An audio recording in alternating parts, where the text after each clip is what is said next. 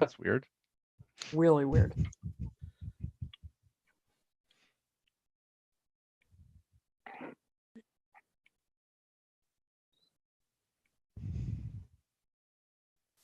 Okay, everybody, how you doing?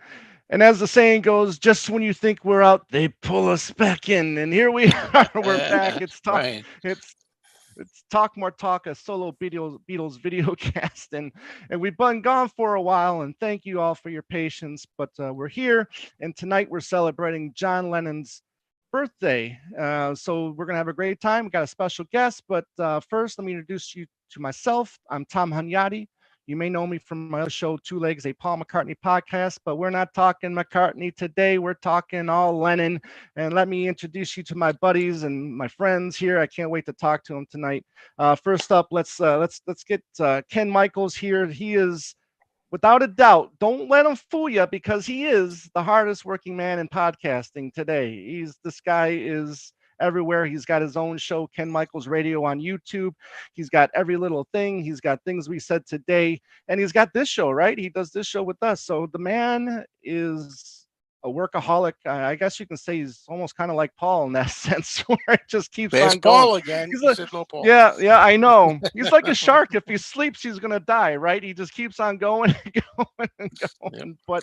But Ken Michaels, hello and welcome to the show.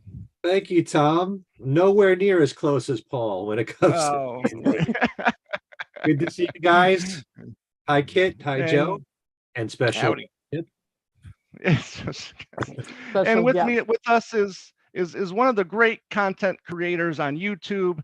You know him as Mean Mr. Mayo. He does videos on the Beatles, on Record Store Day, Record Finds. He's got this great series called Rancid Video, or Rancid Mayo, and it's a great time to listen to him rant about so many different things. But really, the Beatles, his Beatles videos are top notch.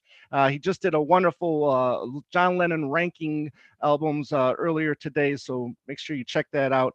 But he is Mean Mr. Mayo. Joe, my friend, how are you today? Hey, strangers. See y'all. It's great to be back here on Talk More Talk with everybody, all my friends.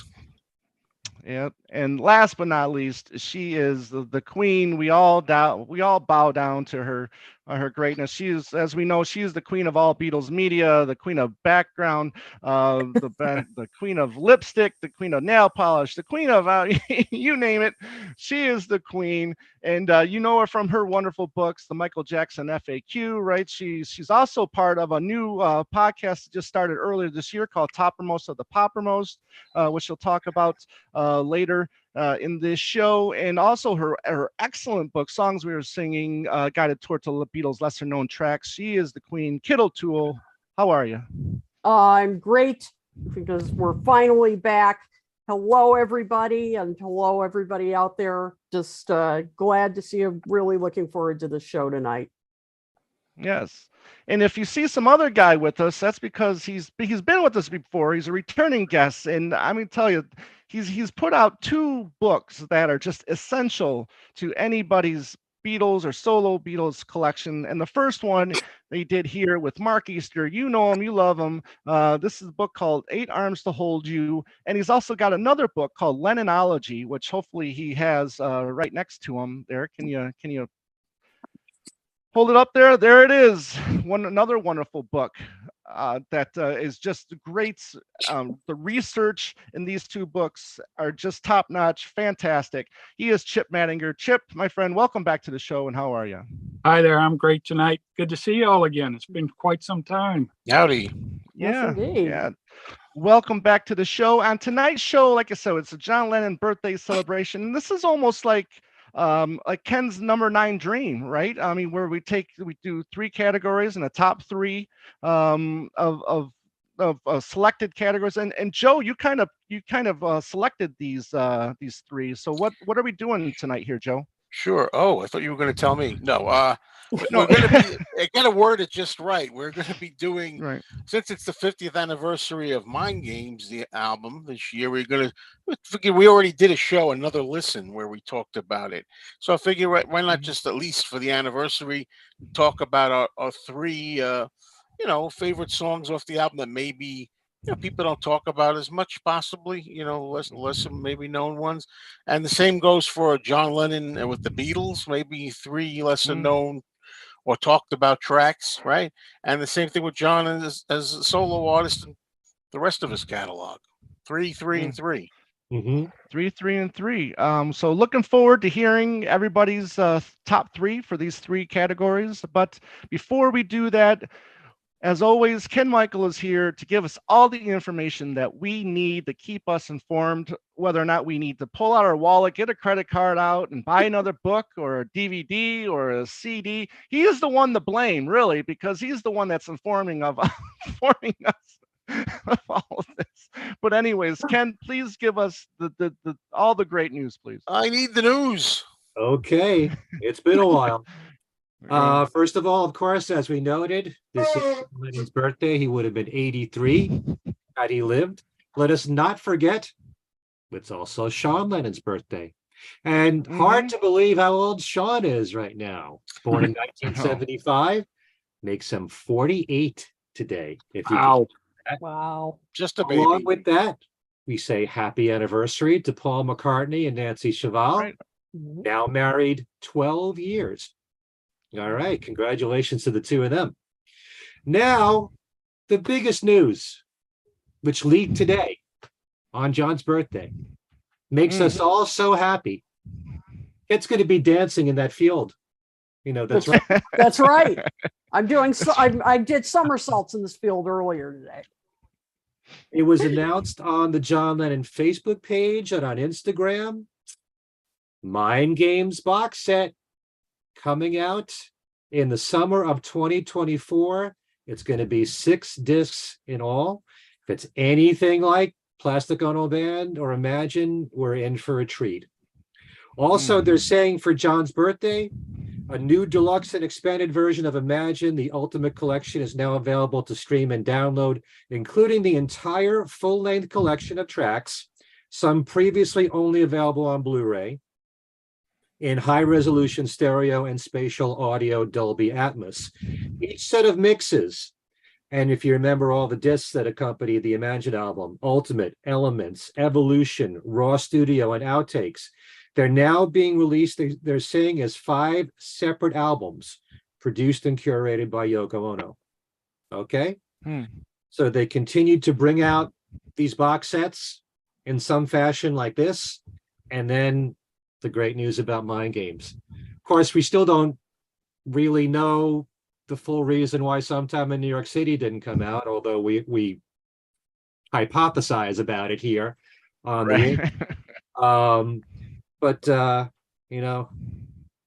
real excited about this because Mind Games is my favorite John Lennon album, and I'm really happy to see that over the years a lot of people have grown to appreciate Mind Games a lot. I'm noticing that a lot, Ken, in the comments on my videos. A lot of people really love Mind Games now.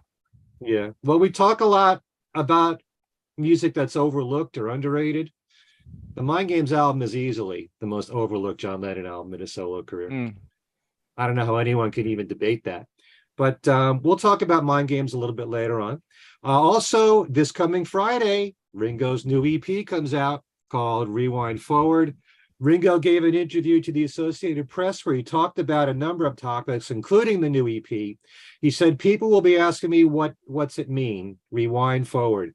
I think it means that you sit still for a while and you find that I was a much better person then, or this was working for me better then. Then he says, I'm going forward, so you can carry on forward. You don't ever have to live in the past, but just check it occasionally. Paul's new song, Feeling the Sunshine.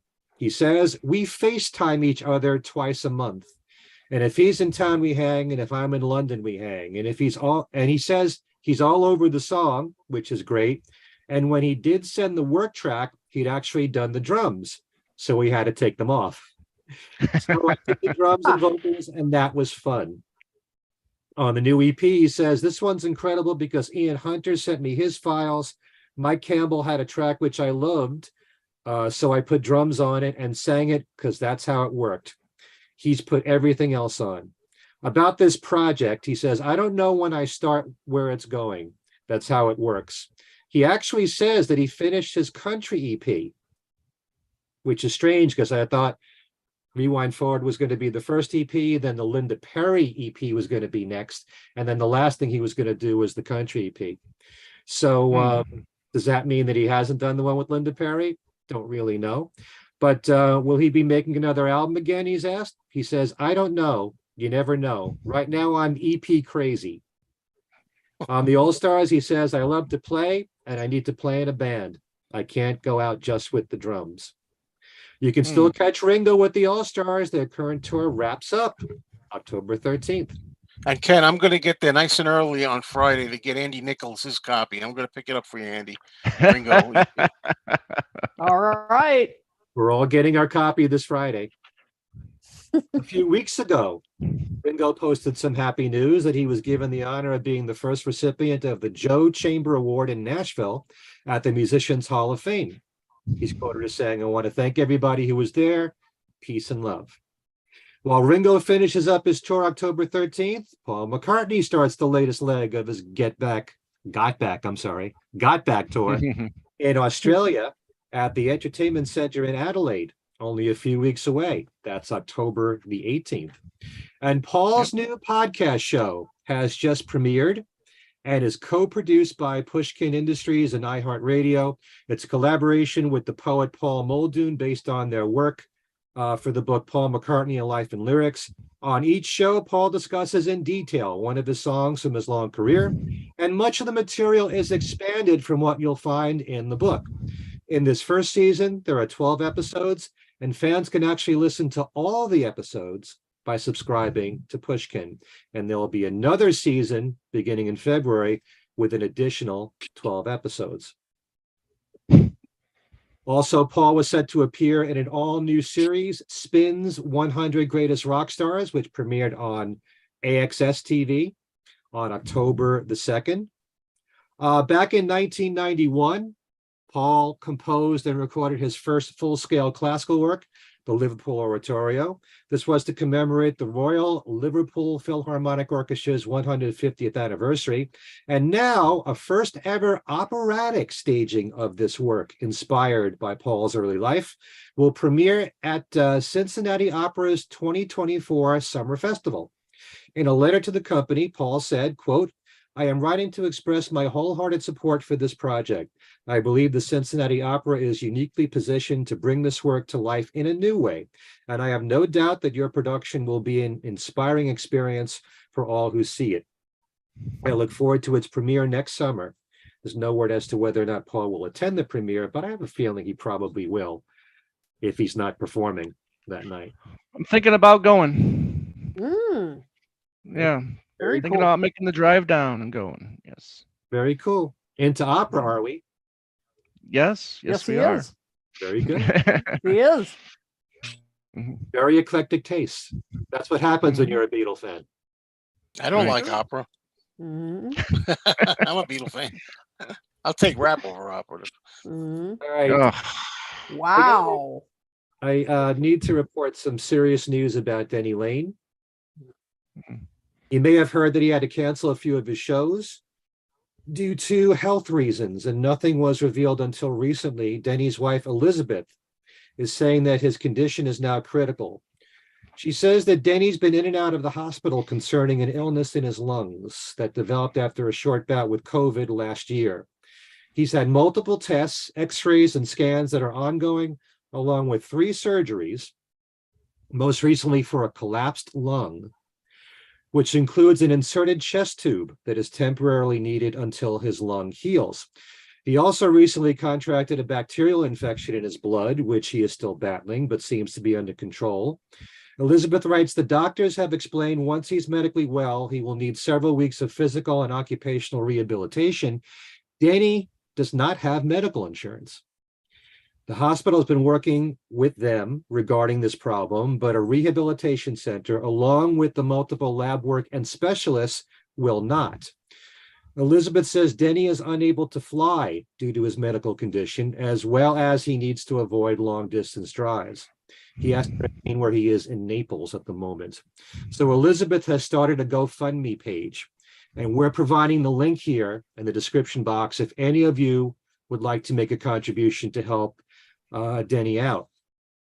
Now, in addition to the GoFundMe page, it was just announced that there will be a benefit concert for Denny, which will take place November 27th at the Troubadour in West Hollywood, with a star-studded cast of musicians, including other Wings members, Denny Sywell and Lawrence Juber, Susanna Hoffs, Joey Molland, Peter Asher, Mickey Dolenz, Paul Schaefer, Jeremy Clyde, Albert Lee, the excellent oldies band The Criers, who backed up Denny on tour before, and there's also the Denny Lane Band. For tickets, we're also going to provide a link for you guys that's in the description box. If you're in that area and you want to see the show, again, it's November 27th at the Troubadour in West Hollywood. Yeah, once Can I just add something real quick? Yeah. I just want to say, everybody out there, it's not Paul McCartney's responsibility to pay for his Well, medical neither is bills. anybody else's that's helping out. No. I have an opinion on that one. Don't know what's going on behind the scenes. Yeah. I'm not saying everything, just a little kick, a little help for a friend, old friend. Mhm. But I will post all the information after we're done with this live broadcast, and so it'll all be in the description.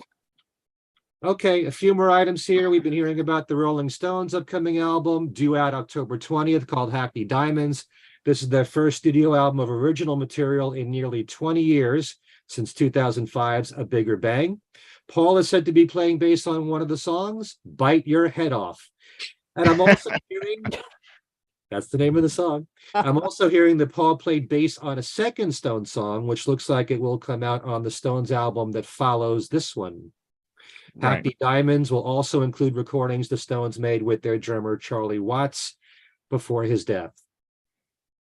Also, a concert that I rave about every single year on my podcast. From the band Wondrous Stories will be taking place. That's the Concert for Bangladesh Revisited. This band, which is a band that can play anything, they took their name from the Yes song. They do classic rock, they do progressive rock. Of course, they do Yes music. But every year they've been doing this show, which goes to benefit cancer research, and they recreate the entire Concert for Bangladesh, and not just George Harrison's music, the Bob Dylan set, the Leon Russell medley, Billy Preston, Ringo, even some Indian music is played to represent Ravi Shankar. It will take place November 24th and 25th at the Space in Westbury, Long Island. This band is phenomenal, and they usually have special guests join them on stage. They have had Denny Lane. They've had Steve Holley there. They've had Gene Cornish from the Rascals, a whole bunch of great people. Members of the Weaklings have played there. So I definitely recommend, this is one of the best concerts you'll ever see. They not only do the Concert for Bangladesh, but they do a whole other Beatles set after it. The entire concert is about 3 hours long. You get your money's worth at this thing. Wow. So again, it's November 24th and 25th at the Space in Westbury. All right, I think that's everything. Oh no, one more thing. There's a tour called All You Need Is Love. This is a Beatles tribute tour with members of Todd Rundgren's band that includes Kazim Sultan and Prairie Prince and Gil Asias, among the many performers to take the stage. It's described as a state-of-the-art all-star tour to celebrate the Beatles' arrival in America. The same tour took place in 2014 of the same name, which combined American and Canadian rock stars. The same organizers have put this one together. It kicks off in Boston on January the 9th. So far runs through January the 27th in Illinois, with more dates to be announced.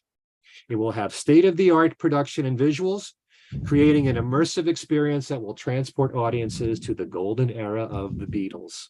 So this is probably one of many, many tribute shows that you're going to be hearing about as we approach the 60th anniversary of the Beatles' arrival in America.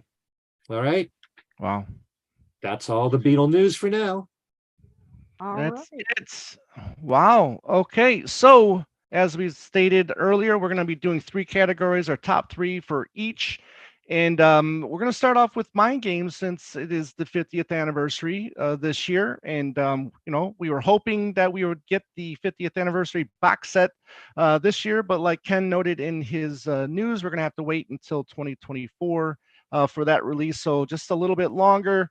Until then, we all hopefully have our copies from many different releases of the album and CD through the years to hold us over until that. But if it's anything like the Imagine and Plastic Ono band sets, it's going to be fantastic. Chip, since you weren't with us when we talked about Mind Games for our Another Listen series, why don't you just give your opinions on the album and where do you rank it in John's solo canon? Well, as far as the solo canon goes, it's all of the albums have their high points and their low points, and for me, I really don't have any favorites anymore, just because I've been so involved in taking apart the recording sessions and the history and the like. So I'm probably not the best person to ask about that, but Mind Games is, definitely in the top 7. Top 7. Yeah. Very good. Very Well good. played, sir. Yes, definitely. Okay, well, why don't we start with our top 3 then, with the songs from Mind Games, and for this round, we'll start with the ladies first, and we'll go with Kit for this round. Kit, what are your top 3 tracks from Mind Games? And everybody in the comments, please, let us know what your top 3 tracks from Mind Games are as well. So, Kit, without further ado, we'll start with you. Okay, well, yeah, these are songs I definitely think are not talked about as much and also are unfairly dismissed. We've gotten, been critically slammed over time as kind of lightweight and and the first one, I've always loved Tight As. I just think it is so much fun. It has the rockabilly kind of style to it. And I just love how John, plays around with the lyrics and just has fun being kind of dirty. And let's face it, I love from the title trying to get around, maybe get around the censors a little bit.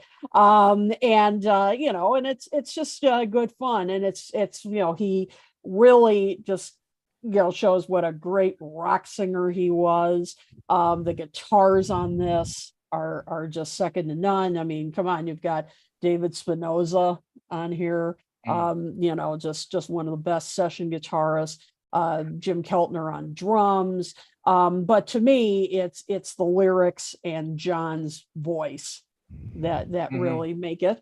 And I will quote Chip and Mark Easter on this because we were on the same page in their book that they said the song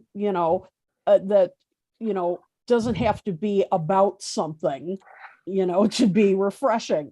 And that's the thing, a lot of critics put this song down because of it, saying, well, the lyrics don't mean anything. And, well, do they have to? I mean, this is just John having a lot of fun. I mean, this is, some have called this a throwaway. Even John himself called it a throwaway.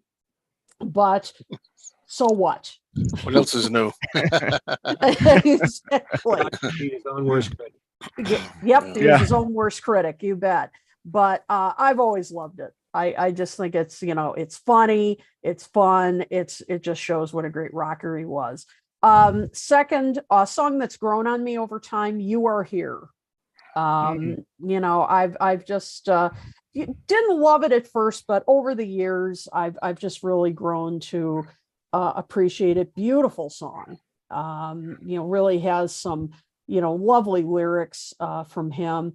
I always like it. It has almost a Hawaiian feel to it. It has that tropical kind of feel, and some beautiful lyrics from him, very poetic. Obviously talking about his relationship with Yoko, even though by the time this came out, of course, they were separated. But I mean, I just love the imagery of, from Liverpool to Tokyo, of way to go from distant lands, one woman and man, let the four winds blow, and going on about the distance between them, using geography, and I east is east and west is west, the twain shall meet. I just love that, using the imagery of the ocean and geography, and all to as metaphors of their love. Just beautiful. And I just love the arrangement. Beautiful song. And don't forget, there's an extra verse that was cut out of the version that showed up on Mind Games. Yeah, that's right. Yep, that's true. And it's I just think it's a very underrated love song of his that you just don't hear about as much. And finally, another fun one, Meat City. I just think it's just so fun. Again, just a great rocker from him. I mean, the lyrics are just hilarious. I mean, he's again just having some fun. I mean, come on. Chicken sucking, mother trucking, freak city, down USA. Come on. I mean, this is John just having a ball. Again, just some incredible guitar, from John, from David Spinoza, the usual suspects here. And I'm going to quote you again, Chip. Chip and Mark Easter, calling it an absolute cacophony of sound. And I mean, that's so true. It is, but in all the best ways. I mean, it's just a straight out rocker. And it's just, for all that was going on at the time that this album came out, and the serious moments on this album, I just love hearing, both on this and Tight As, hearing John just going out and having fun, going back to his rock and rockabilly roots and his sense of wordplay. So those are my three. And I love at the end of that song, at the end of the album, which is so often cut off on some of the releases that we've had. Why are they doing those strange things? Every time I hear a different version, I'm like, come on, get the whole thing in there. Don't cut it. Exactly. Who mastered that for the CD wasn't aware that the song ended that way. Yeah. Oh, that's a shame. Is that? Yeah, that's too bad. Yep. So those are my three picks. Very good. I like that list. Very good. Thank you, Queen. Let's go to my other side here, and let's go with Joe next. Thanks, Tom. Well, when it comes to Mind Games, I feel like we've discussed this album a lot. I always seem to be talking about songs from here when we talk about favorite John Lennon solo songs in general. I'm going to skip the title track because that's probably my favorite, but I wanted to pick three others. I mean, the Mind Game song is like in my top three of John, Okay. First one, Tight As. Definitely. It's rare that the John rocks in, I think, in the solo years, really. I expect a little more rock from him. And you got two rockers on this one. You got Meat City, which get named, and Tight As, both on the same album. Tight As, I can't really add anything to it. I think I've heard John talk about reggae with that, like the reggae inspired thing, and trying to talk about how to make session musicians understand that in 1973. I think he was talking about that track, although maybe I'm wrong. But anyway, David Spinoza, I love him on this whole record. I love his guitar playing on here, and there's other examples too. Love that guitar. The lyrics are playful, dirty, sneaky. We covered all that. He gets it through, and it's just a fun track. Love it, and I love where it's placed on the album too. Sometimes sequencing is everything. Absolutely. So I love that track. One that I always bring up, and I'm going to just say, I read online somewhere somebody was taking someone to task for how he pronounced it, or something, which is not easy. Yeah, someone, yeah. To say it, I was on Yeah. your side because you said I believe I say it the way John says it. Yeah. You know, Yeah. so I see him as sin. I mean, I feel like I've talked about this every time we come up with solo tracks. I love it. The pain that John's experiencing. You know, because he's feels guilty of hurting Yoko, and it's again, accented by that great stinging Spinoza guitar, particularly the end. I just love that. I could feel every ounce of frustration and pain that John's going through in the song with that, and pining away for Yoko's forgiveness. It's very heartfelt and touching, and I really love that track. And finally, there's so many, there's so many. I'm like, oh man, I don't know what to do. This time, my mood this time, I went with Bring On the Lucy, Free the People, went with Mm. that. Kind of harks back earlier to John's political songs like Power to the People. Should I mention that the Spinoza guitar has a real cool vibe to it? Should I mention that? I like the kind of groove it's in there, the feeling it has in it. And he's condemning lying politicians.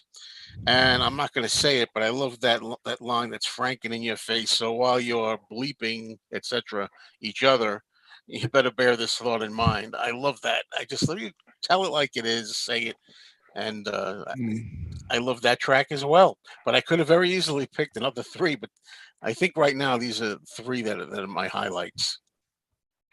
All right, excellent. I mean, these are great lists. I mean, they're yours, and that's what's wonderful about them. And right now, I mean, I think we're 2 for 2 for tight as right now. So let's see if that if that track keeps going. And let's go with Chip now. So Chip, give us 3 tracks that you really enjoy on Mind Games. Well, it's already been said. Tight As is probably close to one of my favorite Lennon songs. Period. Mm. Meat City. We've got 2 of John's hardest edged piece of recordings here on bookending the album almost. Mhm. And it's interesting. Joe was mentioning sequencing. There's kind of a parallel between Imagine and Mind Games in that they both start with the anthem. Mm. Got to Imagine and Mind Games. Then we got a little bit of rockabilly with Crippled Inside and Tight Ass. Then we have the Apology to Yoko with Jealous Guy and I See Sen, and then it all kind of falls apart from there. But at least but as for my third one, Out the Blue, I think, which is one of his best love songs, arguably. And since the first 2 were spoken for already, I'll go with One Day at a Time, just because I think that had a lot of potential. And he said that Yoko recommended the falsetto, which is probably the biggest mistake with that song. So I'm looking forward to the alternates that we might see next summer and hear him do it in his normal register. Interesting. I agree. Okay. Good choices. All right. Good. Thank you very much, Chip. Ken, let's go with you. Okay. Kind of like Joe, I didn't want to put Mind Games in there because everybody knows the song and we're looking at overlooked songs. And like Joe, I would definitely place Mind Games as in my top 3 of Lennon singles. It's a fantastic song and wonderfully produced. I also would go with Out the Blue. Out the Blue is one of the most overlooked songs in John's solo career, and I do believe it's one of his greatest love songs, along with Oh My Love and Jealous Guy. And I love the lyrics of Out the Blue. Out the blue you came to me and blew away life's misery. What a great opening line that is. Great melody, great arrangement throughout the whole thing. I've also loved I Know quite a lot. It's one of those songs. There are certain songs in the Beatles solo career that you can kind of hear as Beatles songs, and I Know is one of those songs. It just has a great melody to it. It flows so well together, and everything about it is like a perfect song to me.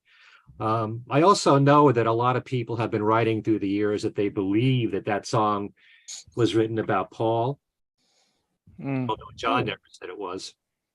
I always go by what the songwriter says. But, there are certain hints in the song, like the line, "It's getting better all the time." And it starts off like, "I've got a feeling." But I do believe it's another song about Yoko. And then I also have to put in "You Are Here" for many of the same reasons that Kit said. It does have that tropical feel to it, kind of like some of George's stuff, like "On Troppo."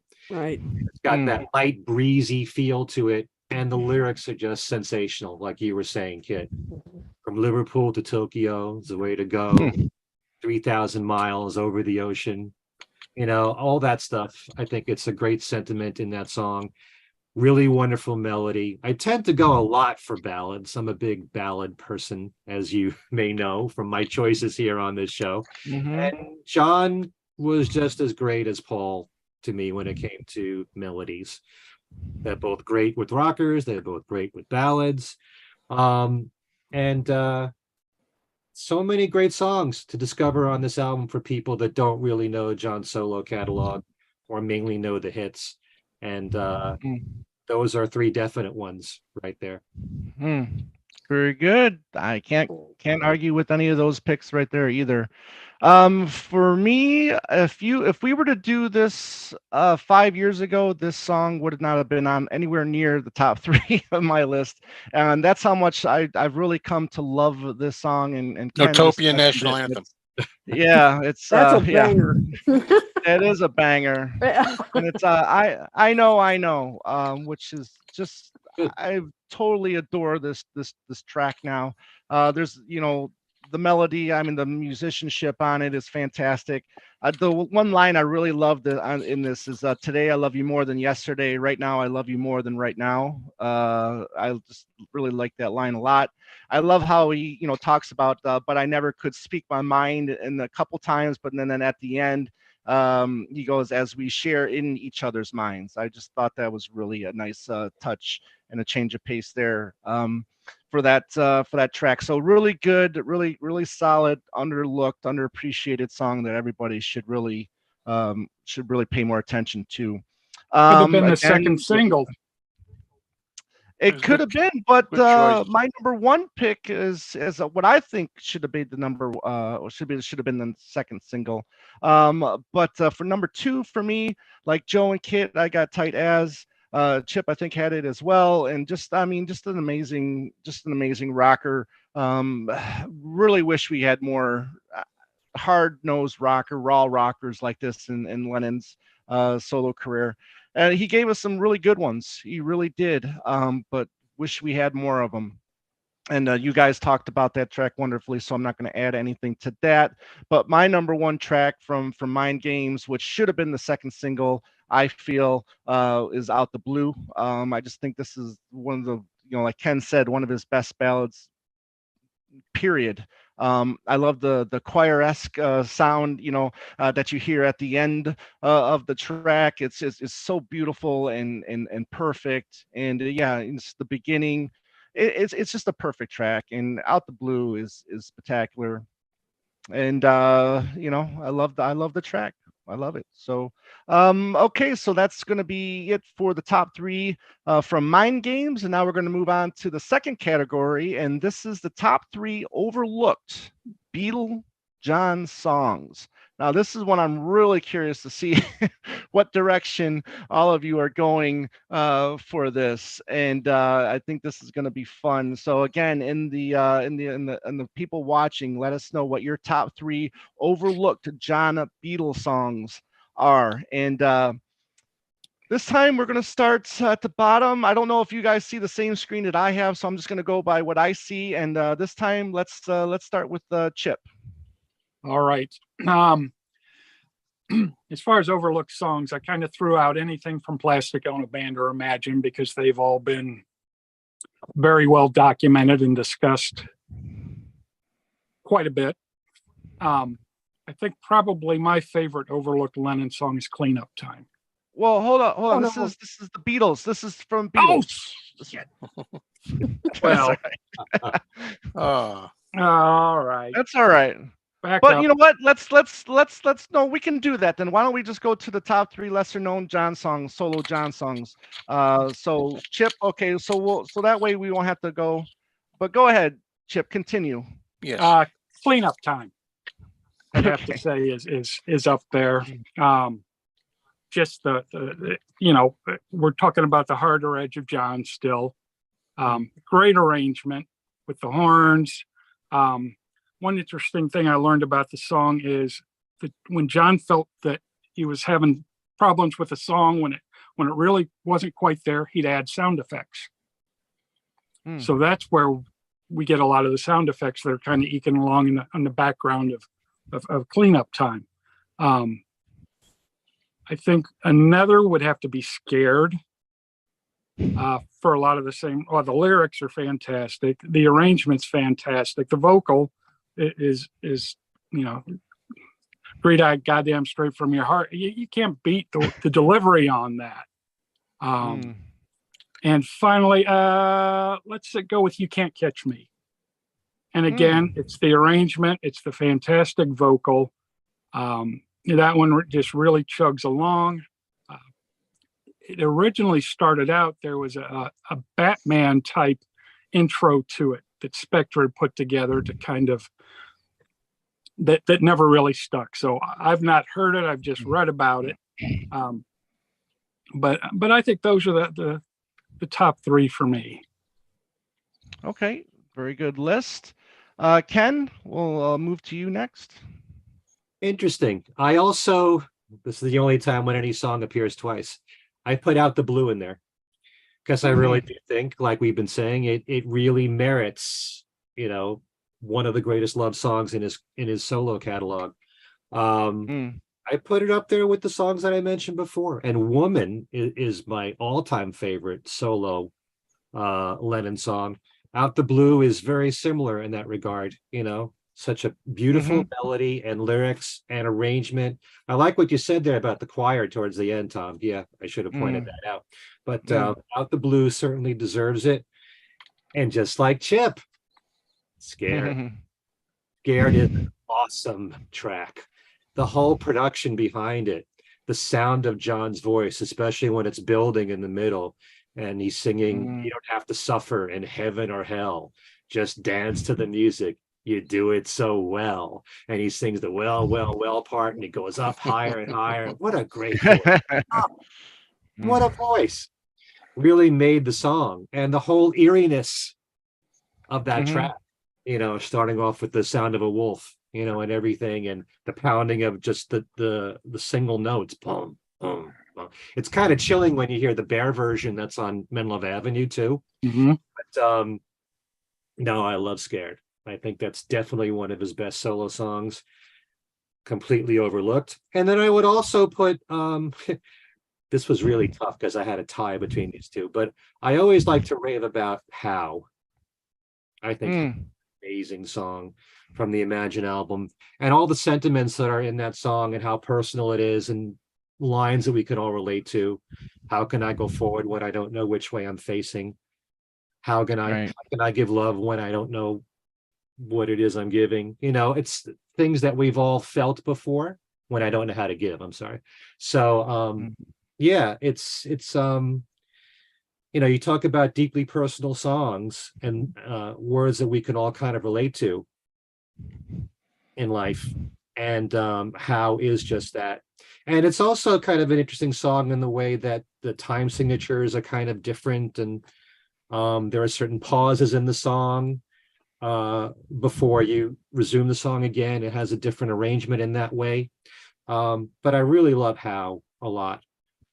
And if I could just mention a song that I kind of tied with that, Nobody Loves You Down and Out, which I think is an amazing song. So, but I guess between the two, maybe I'd put How above that. I don't know. Cool. Very good. I'm liking how we're, for the most part, having, different songs on our list. So that's kind of cool. However, I'll go next, and I'm gonna go with from two from Walls from Bridges and one from Mind Games. And the first one I'm gonna go with is one that I've always found pretty funny and comical, but great song is Going Down on Love.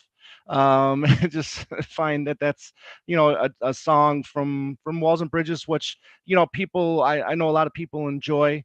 Maybe I think a lot of people consider that a little bit better than Mind Games, but I'm finding like Mind Games and Walls and Bridges are kind of like lately getting like the equal amount of respect that they deserve. So Going Down in Love is a fun one that I've always enjoyed. The one from going back to Mind Games, one that again, One Day at a Time. I do like that track a lot, and I do like his the way he sings it. So I think Chip, you said that you didn't really care for that A one. lot of So people are saying that in the comments. Tom, I'll mention yeah, that I like the falsetto too. I'm yeah, almost yeah. embarrassed to I admit. mean, yeah, I mean, it's an aspect of John you don't really hear that often. So and I think Well, he did a lot of that, the but not the lyrics, whole song. But yeah, he's done that right, before. but yeah, but the lyrics I think fit that singing tone. And then my number one is I'm gonna go with Ken and Chip on this one. I won't do the sound effect, but it's perfect for this month, and that's Scared. I just love the howling, kind of reminiscent of the bell, at the beginning of Mother. So I kind of appreciate that. But yeah, Scared is fantastic, and Ken, you talked very highly of it. So, and it's a fun track that more people should know off of Walls and Bridges. So that'll do it for me. This time we'll go to Joe Mayo next. Well, I have a track here called "Scared" on my list. Ooh! Yeah, all right. Okay, I'll do it for Halloween.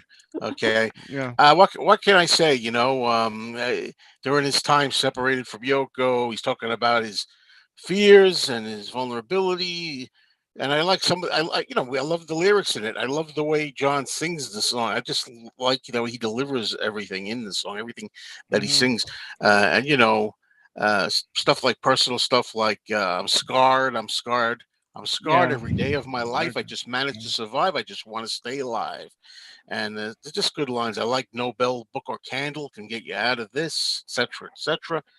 And it's intense, it's foreboding, and it's got that driving, stomping, heartbeat Mm-hmm. kind of approach to it. I think it's a real Class A track that people need to hear, especially this time of year. If you haven't heard, hear it. Scared off Walls and Bridges. Back Bacon and Beer. One of our viewers, I couldn't help notice. He says nobody's picked New York anything from sometime in New York City yet. Well, here we go. I mentioned this so Yeah. many times. I know I've said this before. New York City is one of my very Mm. favorite John Lennon tracks. Again, rare chance for him to rock out in a solo career. It's a tour de force. I love that it's a tribute to New York, Greenwich Village. I mean, being from me being in New York, I kind of I always like that. Um, Again, I love that the fact that I always mention this. Not many people care, I think, but at first there's this really passionate guitar solo, and then the second go round, it's a piano solo. They accentuate it with, and I love that change from the one solo to the other solo. He's I don't usually like name checking a lot, but I like the way he does some name checking in there, just basically telling the story of the experiences of settling into New York City, and I just love everything about that track. I think it's excellent. And the last one that I'm going to pick is another one I've mentioned a million times. This is one of my top Lennon songs, solo songs, if I was going to make my top five, maybe even, I think. And that's, you know what it is. Maybe people watch it. Stealing Glass Hmm. off Mm. of Walls and Bridges, possibly about Alan Klein. I don't think it's confirmed. I love the horns on there. As much as I love Give Me Some Truth, the compilation, I don't like that the horns were removed of that one track. And John says maybe it's about him. I don't know if he's just like kind of like trying to cop out at that. I think he's been a little uncomfortable, Like another because song he did for. Yeah, of course. It's a son of How Do You Sleep, as he said.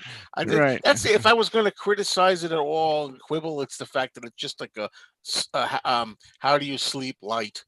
But other than that, I have no real quibbles with it. And a line in there that says, "Your mother left you when you were small, but you're going to wish you weren't born at all." Sometimes make me think that's kind of self-revelation or something. But I just If love, I you love that. one second, Joe, if you really wanted to get back at him, he should have had Paul in the studio to come up with a line like he did with like Alan Klein came up with a line. Yeah, that's a in How brilliant Do You line. Sleep? Another day. Yeah, And right. I don't want to get into How Do You Sleep and Paul bashing at the moment, but well, I like that song, that track too. But so there you go. You All right, probably good pinched list. that bugger anyway. Yeah, is he really going to use that line? Right. And look who's All talking. right, I'm going to say Queen. John against Yeah. John. Look who's talking, John, about pinching songs. Right. Pension songs. Queen, you're gonna finish up this round. Okay, I have to mention "Scared" was one of the ones on my list. It didn't make the final cut, but boy, it was close. It was close. I chose for first one, "Look at Me." I've always it's so deceptively simple, but it is just the epitome of John at his most confessional. I love the the guitar, that same kind of picking style he used on Julia, and I just love the lyrics. I mean, they're just so straightforward. I mean, I remember the first time I heard this when I was getting into John's solo work and started listening to the Plastic Ono Band. I mean, it was like he's speaking directly at you, and just, look at me. What am I supposed to be? Right. And he goes on, here I am. What am I supposed to do? And I mean, and who am I? Nobody knows but me. And, just repeating that, as I said, deceptively simple, but like so many other songs on that album, it's still so profound. I mean, he's letting you in on, what he was going through at the time, of course, the primal scream therapy, but he's also kind of inviting you to look at yourself too, Good point. and it just really, kind of made me sit up and take notice, because it was just, and it's a beautiful, the chord progressions and just beautiful finger picking style. It's just him at his, as I said, his most confessional, and kind of confronting you with, who are you? And I just have always found that song to be so arresting, and so that's my first. My second, I've talked about this song before on the show. I'm muted. Hold on. Nobody's hearing me. I'm sorry. I was muted myself. I just wanted to add. I love that song. Look at Me. And when I listen to the album, I always look forward to that coming on. Yeah. And sometimes I think when people ask me, well, can you rank the songs on it? A lot of times I want to put that first these days. Believe it or not. It really does. There's something about it, the intimacy of it, that just really, and his tender vocals on it, that softness, it just shows the multi layers, of his personality and his lyric writing, and just, there's just something that just grabs your attention. That song. And that song has a great like identity crisis effect that I think can be applied today in today's time with today's kids, as people just stick their faces more and more into their phones. They really don't know who they are, or maybe they do, but I don't know. But I just feel like today kids today could appreciate a song like that as I did in the late 80s when I discovered that song. And me in 77 when I first got to it. I one of the most amazing listens hearing that album in the dark one time. Yeah. And at first listen, my first listen, I was like mesmerized by everything in that album. Yep. I think anybody can relate to it. Everybody can relate to it on some level. Absolutely. Absolutely. Second one I chose, I've talked about this before, from the Imagine album, but and I think this song's getting more respect as the years have gone on. is I don't want to be a soldier. Oh. Mom, I don't want to die. Mm. Always like this. When I first listened to the Imagine album, I just thought this is just such a jam, such a groove. And I like the lyrics too. I mean, I love how it progresses. Just I don't want to be a soldier, mama, I don't want to die. So first you think, oh, okay, like a protest song. That's fine. And then, but then as it goes on, it just, starts to get a little more inward. I don't want to be a failure, mama, I don't want to cry. Then I don't want to be a rich man, mama, I don't want to cry, I don't want to be a poor man, so it starts getting, you're like, oh, this is getting a little bit beyond your typical protest, song. And of course you get King Curtis, with that wailing sax solo. And Nicky Hopkins on piano, get 2 Badfinger members, and of course you get George Harrison on guitar. I mean, this is just an all-star jam, and I love the way John kind of has that kind of snarling vocal that and the way he stretches on his voice. I just have always loved it. It's just so different from other songs John has done. It's got a little jazz, a little blues. Always loved this. It's just, I didn't always love it, but I love it now. Yeah, see, it grows on you. Yeah. Really that was the only song from Imagine that took a long time for me. Yes. I found it to be very monotonous over and over.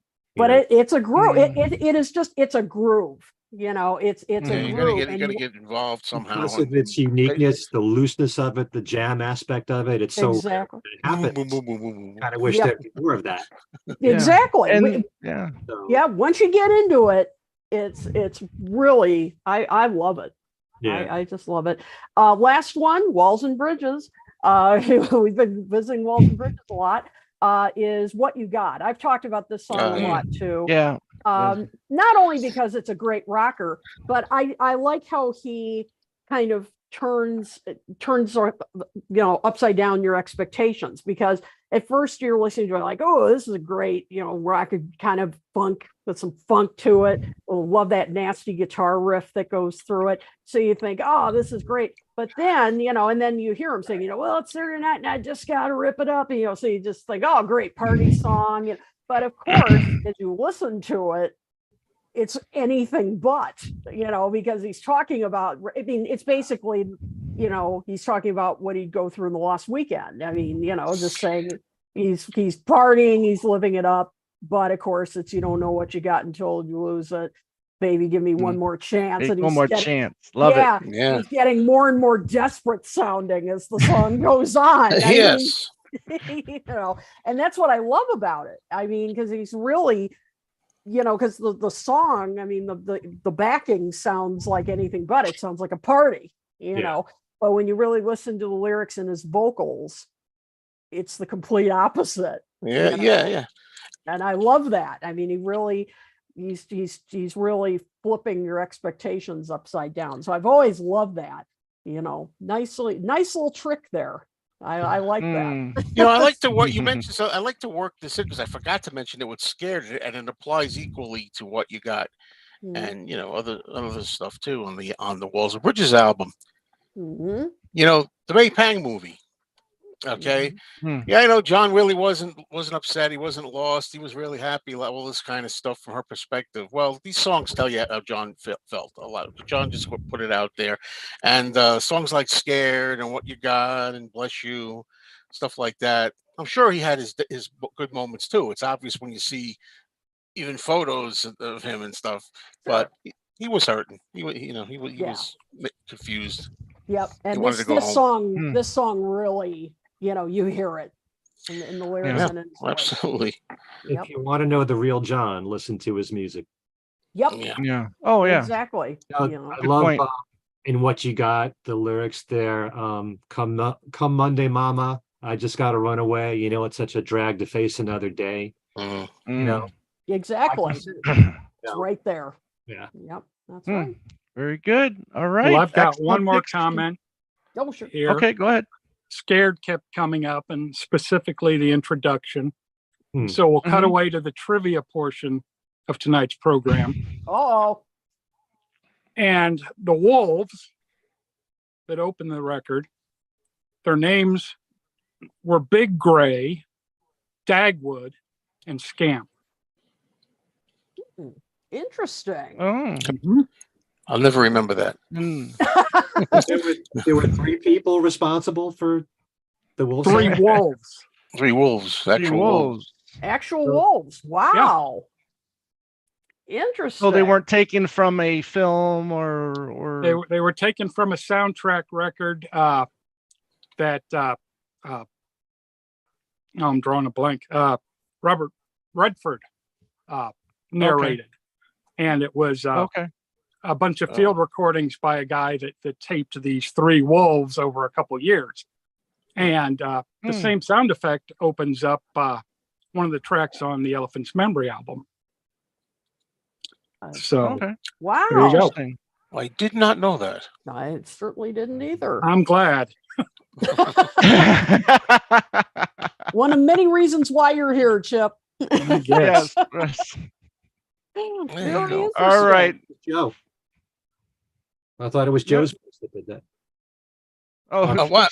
Oh, Kidding. I would have said I thought it was Well, Lon Chaney Jr., but he'd already, I think, passed by that time. Yep. Interesting.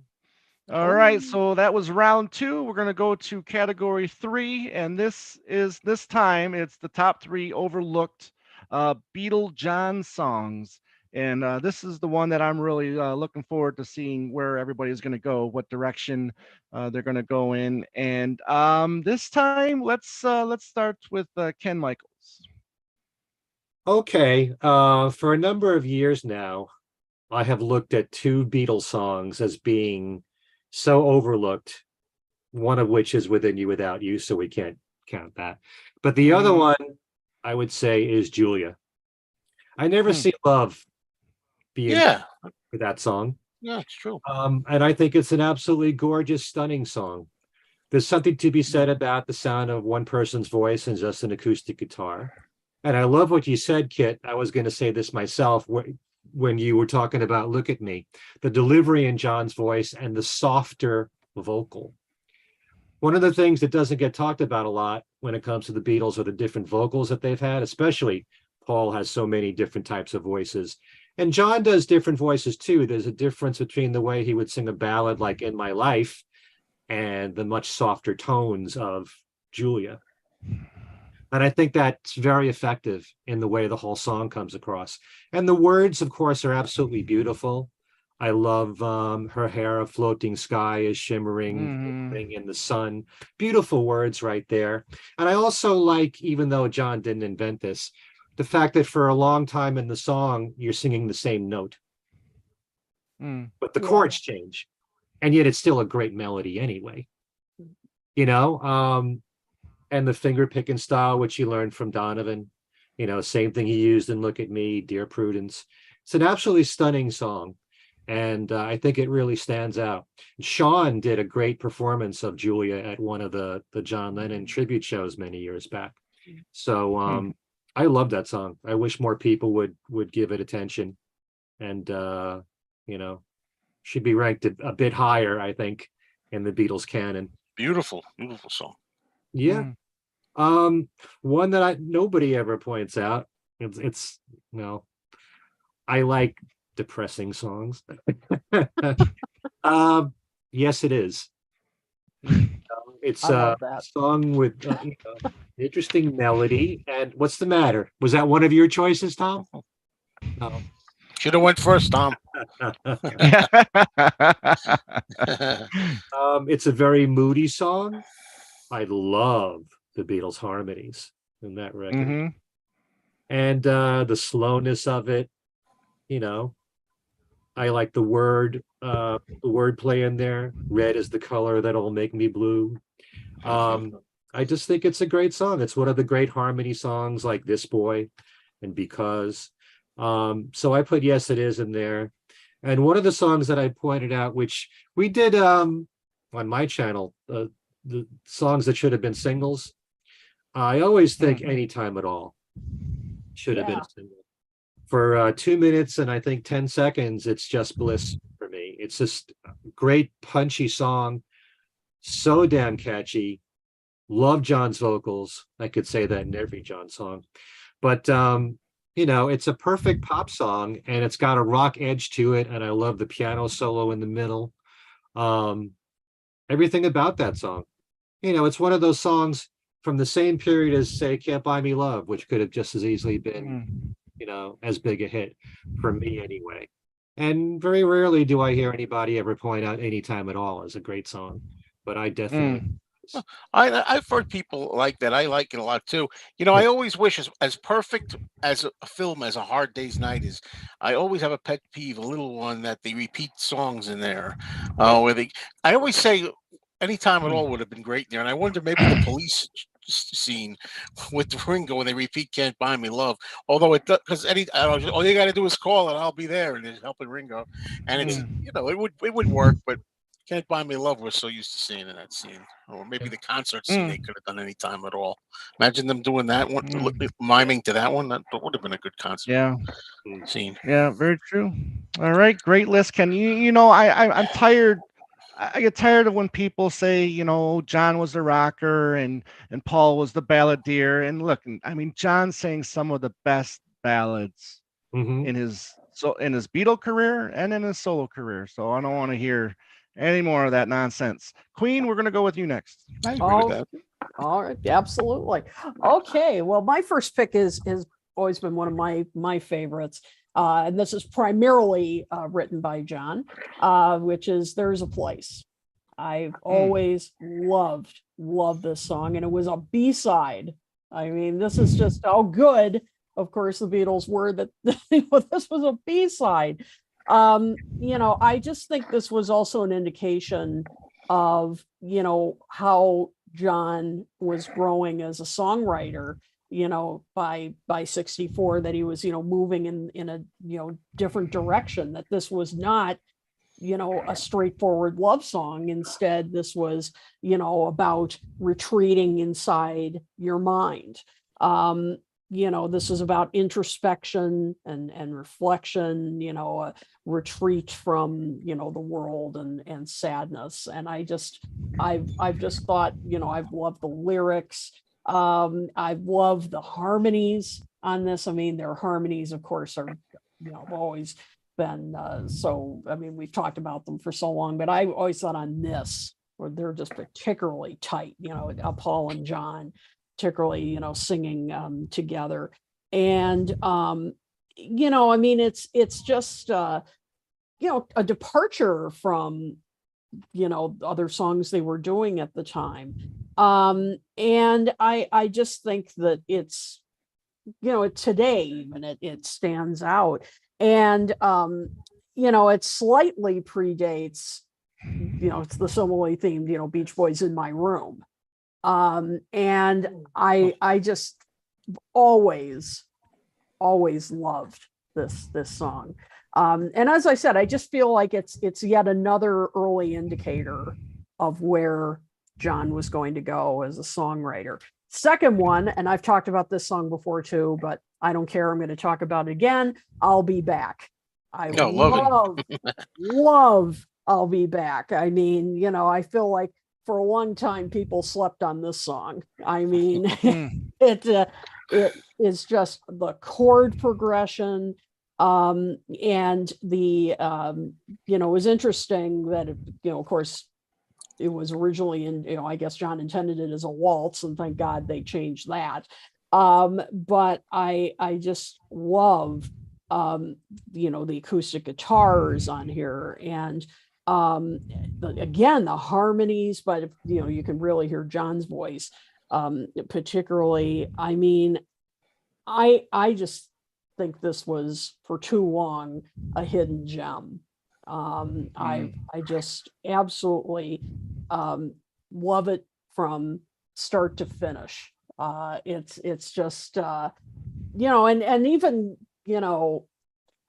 really his lyrics are from sort of a point of vulnerability, about the relationship he's in, that no matter how much his love is going to break his heart, he'll be back. I mean, it's just a, really interesting perspective. I mean, it isn't completely macho, like perhaps other songs of the time. But as I said, those chord progressions, oh my gosh, and the harmonies. Last one is one that I've always found intriguing, which is from Rubber Soul, which is the word.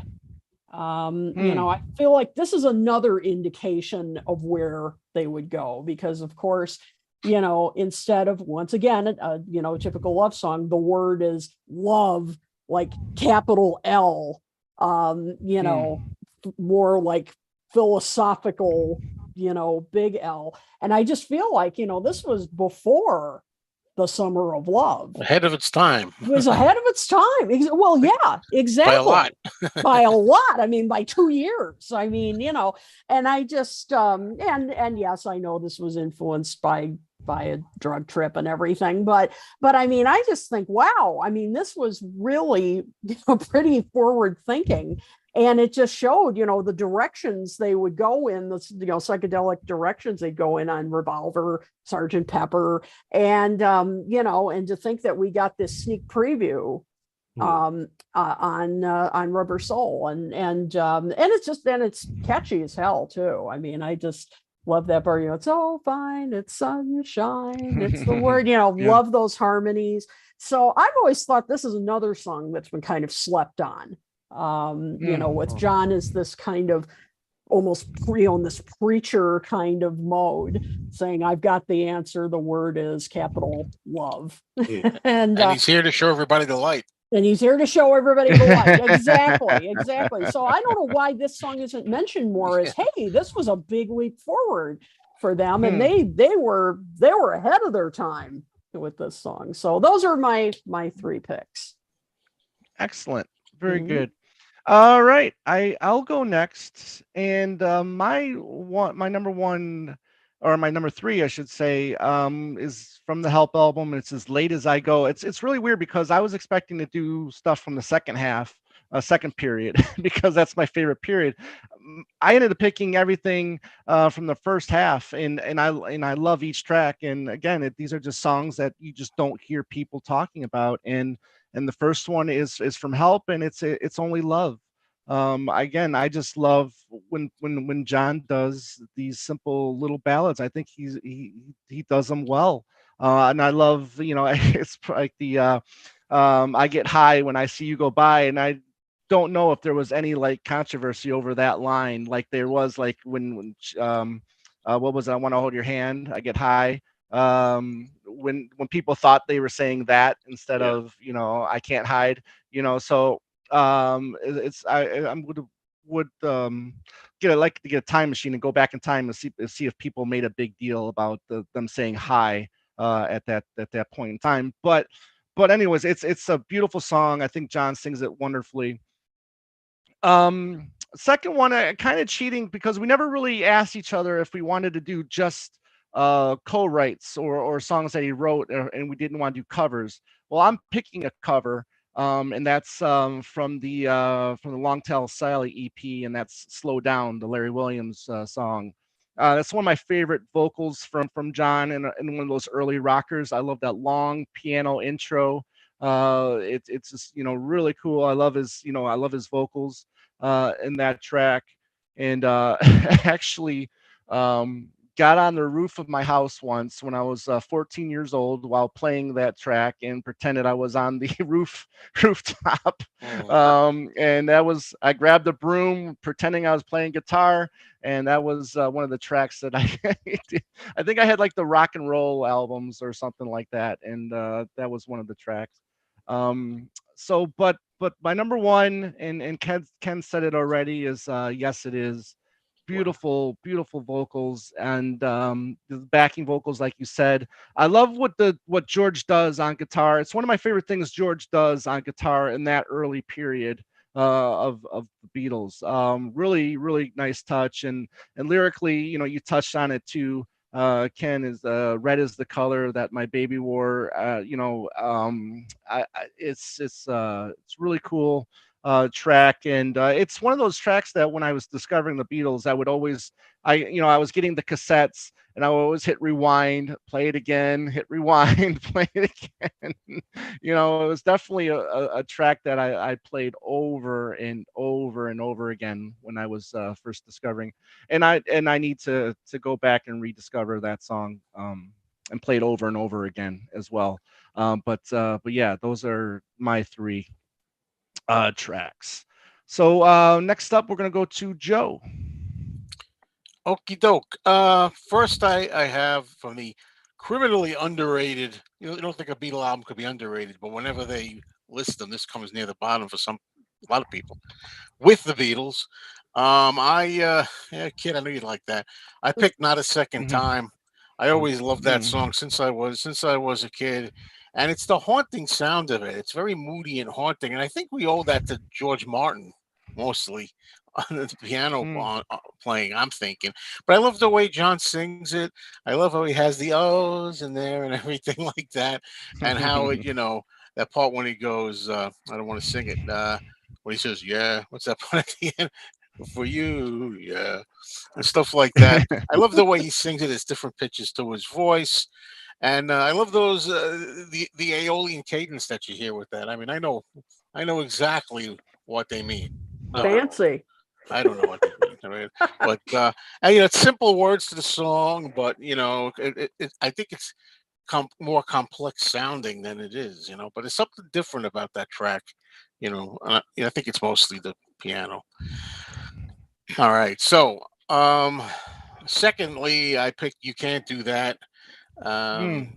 you know, songs like "Run for Your Life," which I almost picked, you know, and "I'll Cry Instead," where, John talking about consequences, for, doing him wrong, gonna let you down and leave you flat, etc. I told you before, and all this kind of stuff. It's like, for a pop song around that era, I like that kind of like more the tough thing in there, and not meaning a misogyny in any way, but I just like the fact that he's being like, assertive, uh, you know.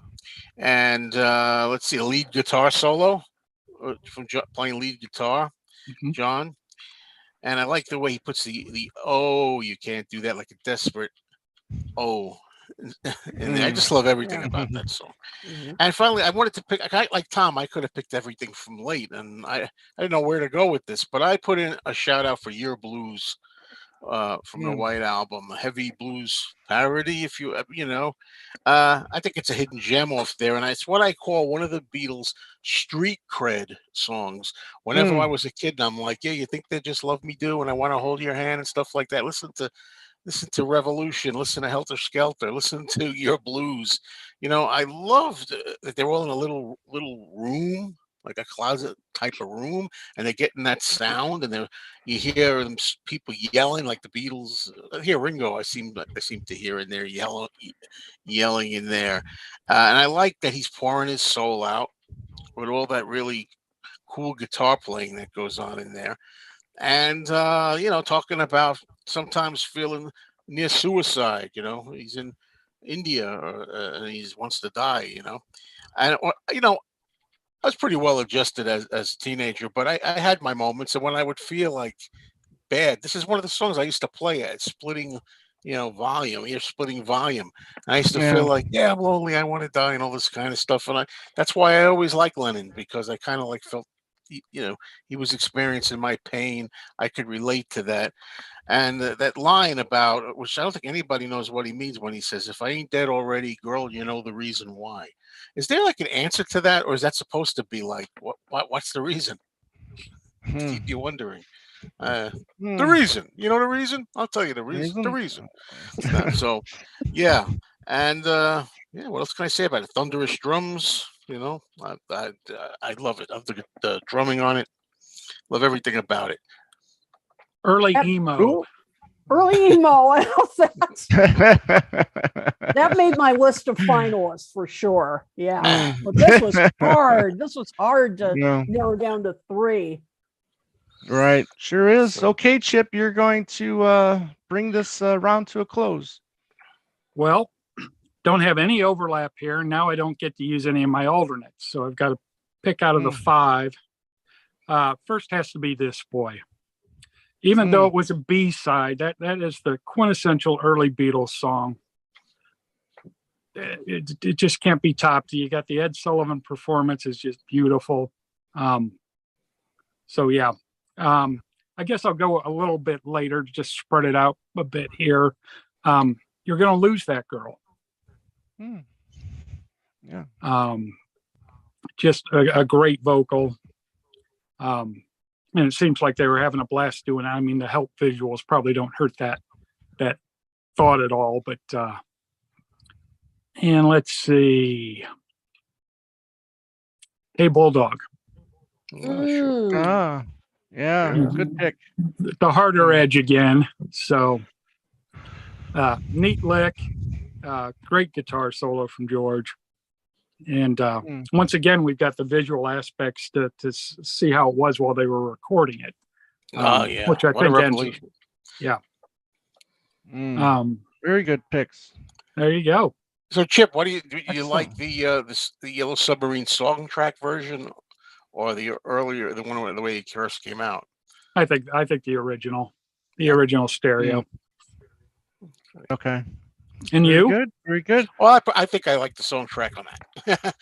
Yeah, I think I lean towards that too. Because I always thought it was the very vocals good. were too in La La Land. But Hmm. I think more people Gotcha. respect that song now than they used to. Oh, big yeah. time. but yeah, that, Yeah. Chip was saying though, that video that they came out with that they Mhm. used for Lady Madonna a lot of Right. Right. Oh, I mean that. Well, how great is that? That gave it some more street cred too. That's another street cred song. Yeah, yeah, very good. Well, those were 3 rounds. That was our if you want to call it, like Ken calls it on his YouTube channel, Number 9 Dream, where we picked, we had 3 really good categories, and we picked our top 3 in each one. So thank you all for putting in your comments. And if you want to put your comments in again after this live broadcast, go ahead in the comments and then put your lists back in those comments. But before we sign off, let's talk to Chip for a couple minutes about his 2 books, 8 Arms to Hold You. Now, the physical copy, that's no longer available, but you do have a digital updated version. Chip, why don't you talk about that for a couple minutes and let people know how they can get a copy? Mark and I wrote that in the late 1990s, published around this time in the year 2000, and it went out of print, and it was commanding a lot on the secondary market, as it still does. And Mark and I thought it'd be nice to still see our work out there, and so we decided to put together an ebook version of it. There are roughly 30,000 new words in it. Took out 30,000 bad words and put in new ones. A lot of new recording session information, and it's searchable, so it's a great reference. I still use it frequently, and when I look at it, I think, who on earth spent all the time putting this together?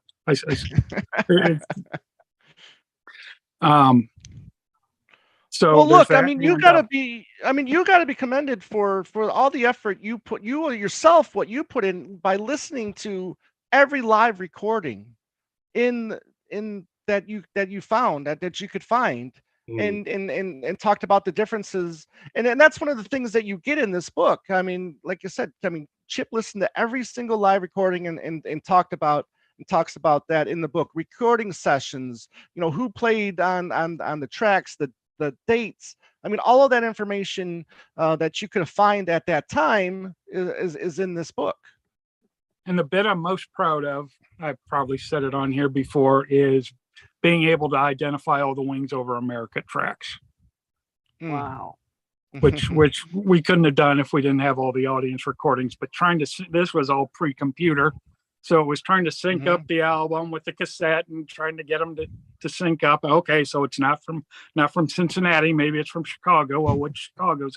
So that was a long time coming to finally wrap that up. But the ebook, it's highly recommended. Yep. And you can get that. Pull out my card again. You see it? Yes. right. www.lennonology.com. And speaking of Lennonology, that is your other book that you have available on that website as well.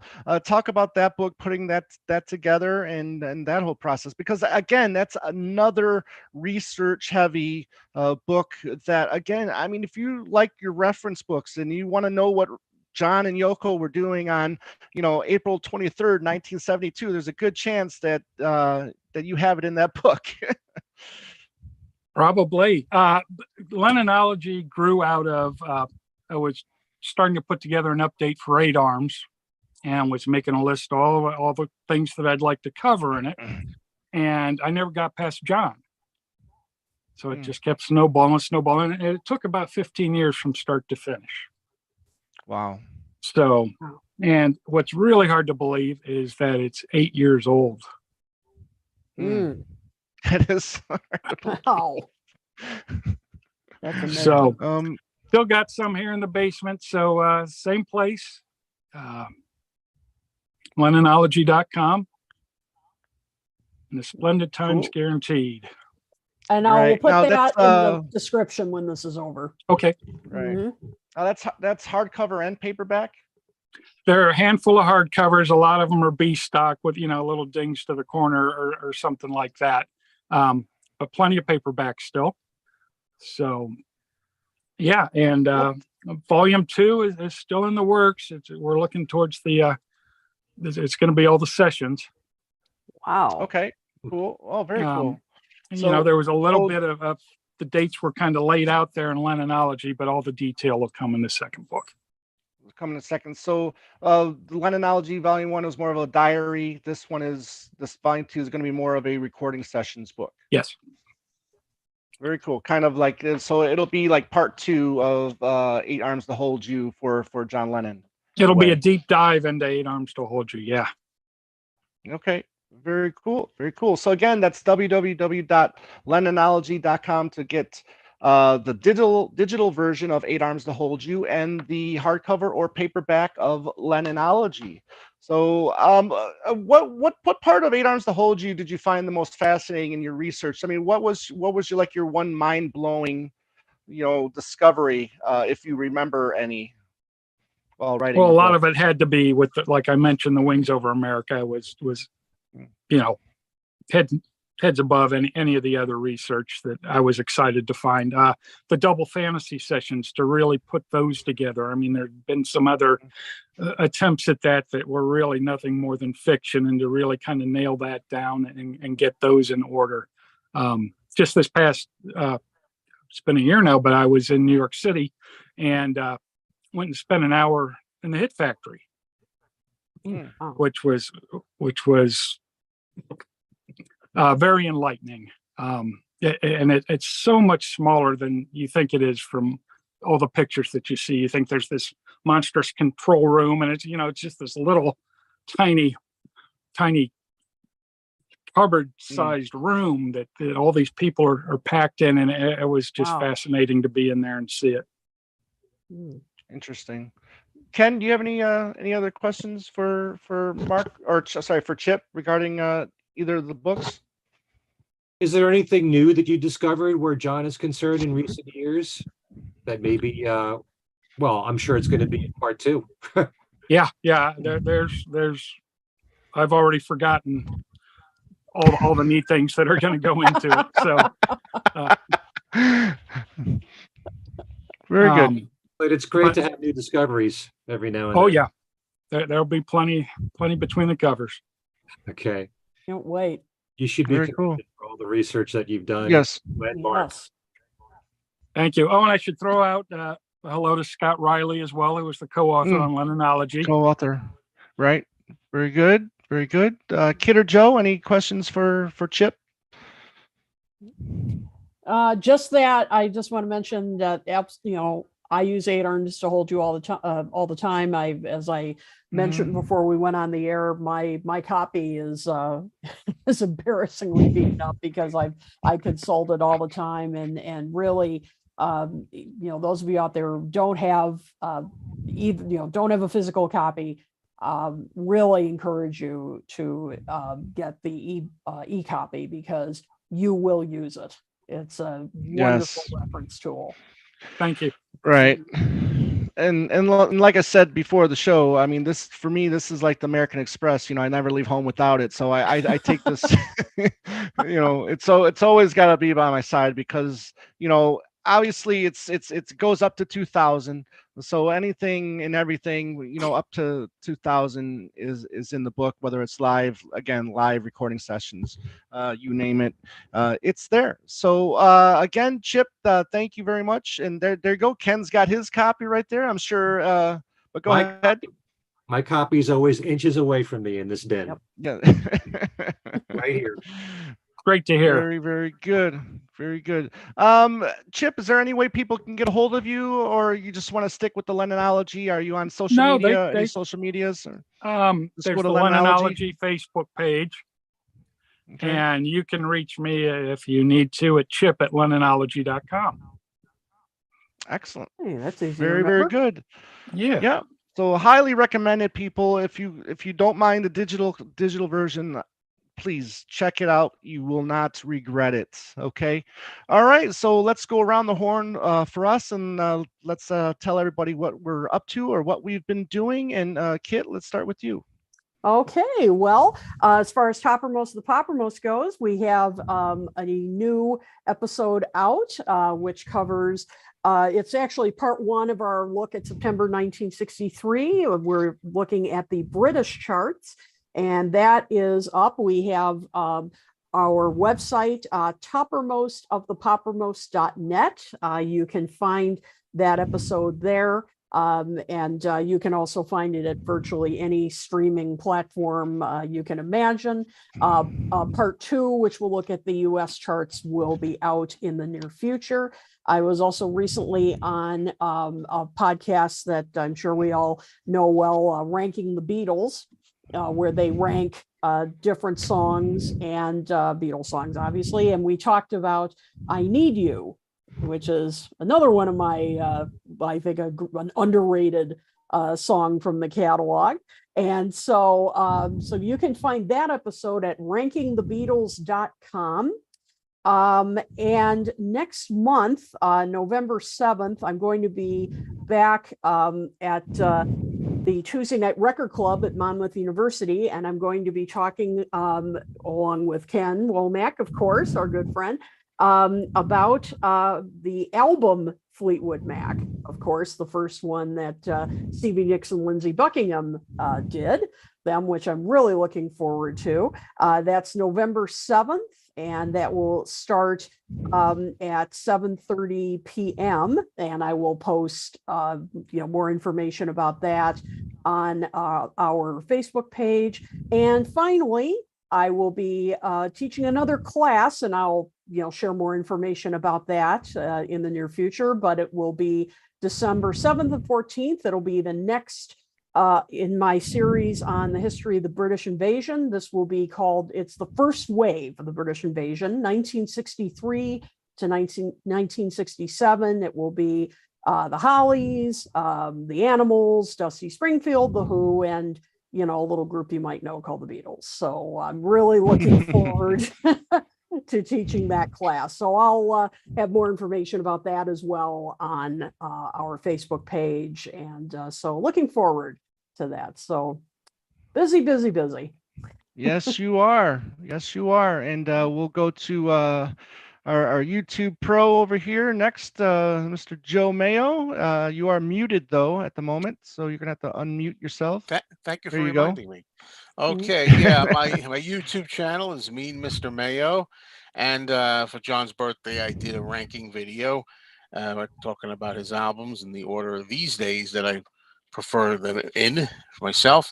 And I also have another channel that I'm really getting more and more into about movies, and it's called Mayo's Offbeat Movies, which is mostly going to be horror, science fiction, fantasy, cult, like that kind of stuff, and some regular movies too, kind of on the side, normal movies like that, And I'm currently having what I call my Halloween Mayo-thon, because it's the month of October, and I'm getting through a lot of horror movies. So check that out at Mayo's Offbeat Movies, and I think that's it right now.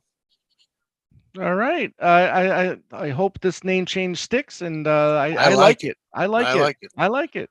Okay, very good, Mister Busy Man, Ken Michaels. What have you been up to, my friend? Well, on my YouTube channel, Ken Michaels Radio, I just did an interview with Jude Kessler, along Mm-hmm. with Scott R. McKinley. Jude, as you probably know, has written a whole series of books on John Lennon. She aims to write 9 or 10 of them.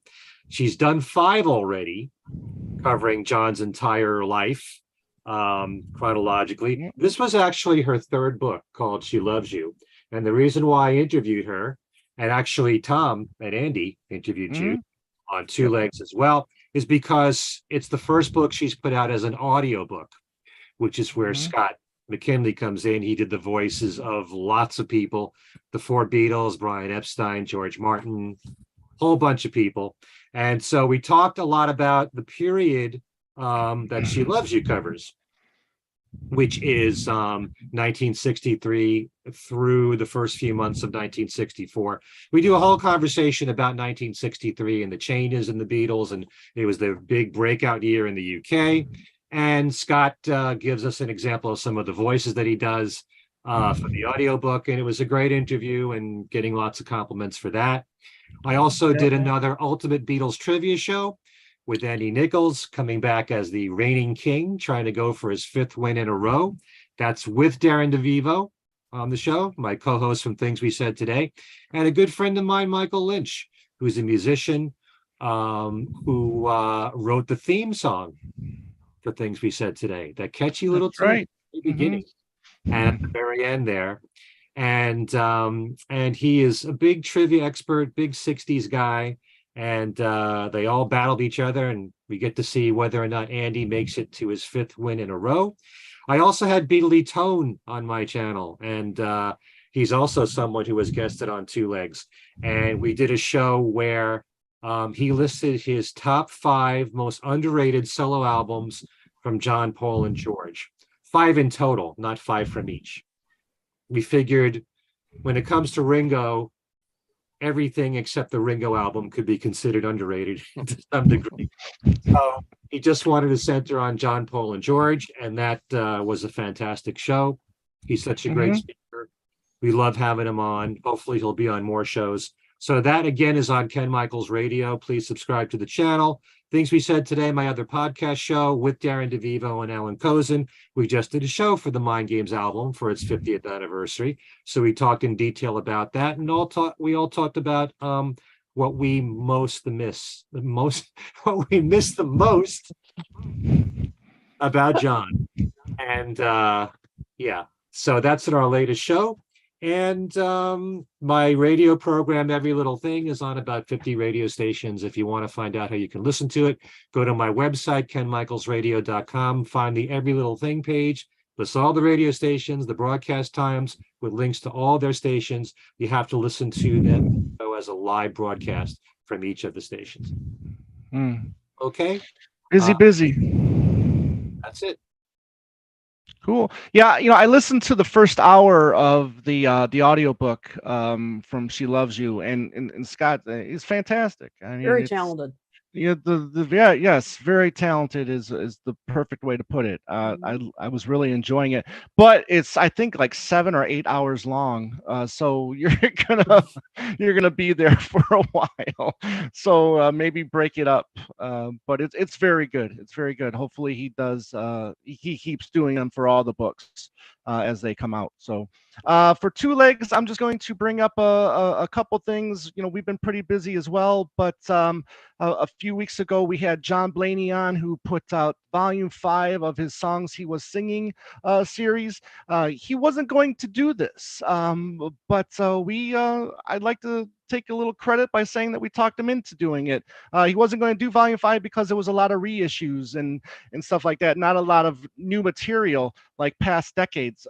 So I'm very happy that he took the time to do volume 5 for that. So that's out there. I was really proud of the fact that we got Peter Doggett, and we talked about this book here, You Never Give Me Your Money, and he'll be back maybe next next year. He's a huge fan of Ram, so we were talking about maybe doing a show on Ram next year. And then most recently, we had Dr. Richard Driver on, who his new book, That Was Me, which is a career spanning book about his solo career, which is refreshing because, we had so many books that just focus on, his Beatle career. And then, you get like, half an inch thick of solo career. But along with this, along with John Blaney's book, along with the McCartney legacy and Paul's two books that have come out the last couple years, we're really starting to get a lot of great books that are finally welcomed. For the longest time, there wasn't many books out there on McCartney, and some of them were kind of crap, especially by an author with the initials GG. But we won't go into him. But so that's Two Legs. Go to our YouTube channel, Two Legs, a Paul McCartney podcast, and please subscribe. We've been getting a lot of new subscribers on there and on Podbean. So thank you very much for taking the time and listening to our show and also this show, Talk More Talk. So please again go to our YouTube channel, Talk More Talk, a solo Beatles video cast, and subscribe to that as well. This has been exciting.